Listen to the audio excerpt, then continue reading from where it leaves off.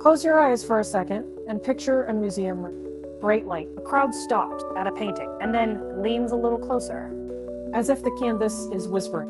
You laugh, but then you notice it too. The tiny deliberate strokes that suggest hair where we usually expect silence. That whisper is the start of a strange art history love story between paint, power, and pubic hair. Across time, artists never treated that hair as mere anatomy. In ancient statues, it was a carved texture that meant strength. In Renaissance paintings, it was a soft suggestion, an idea of modesty or desire. In Japanese shunga, it was bold and joyful, a celebration. Every culture gave pubic hair a length. Fertility, shame, fashion, rebellion. Once, a curl could mark a goddess. Later, a clean plane could mark purity. The brushstrokes tell social rules and private rebellions. Now add the odd spice of folklore. People have always believed hair holds a kind of personal power. Victorian ladies made jewelry from loved ones, locks real, tangible memory. Some old stories take a whisper further, a lock hidden under a pillow to keep a lover close. A strand burned to end a bad romance. Occultists say hair can be a little map of your life. Whether true or just delicious nonsense, these tales make hair feel like an art object and a tiny talisman at once.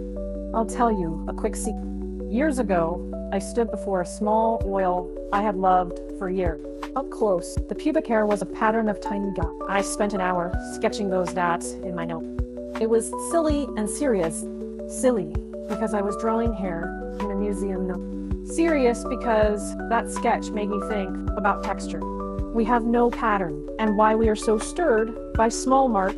Back home, I try to say, I would play with trim shapes, simple, non-sexual, like a painter testing stroke. It was about aesthetics, about seeing my body as a canvas. And yes, it was oddly empowering. If this tickles your curiosity, try an art history experiment of your own. Visit a gallery and look for how artists mark body.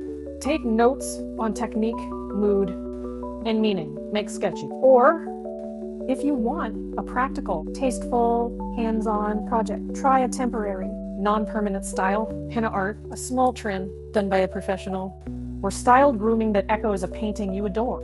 Always choose safe products and get consent for any shared or photographed work.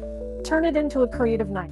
Dim lights, classical music, a tiny lecture you give to friends, and respectful photos for a private portfolio. Finally, keep the urban legends part of the fun. There's a silly campus tale about a painting that looks different after midnight if you whisper your secret wish to it. Try it or don't, but keep the curiosity. Art history and pubic hair sit at a funny crossroads of beauty, mystery, and power. Explore it like a student of culture, with respect, a sketchbook, and just enough mischief to make you learn something new about art and about yourself.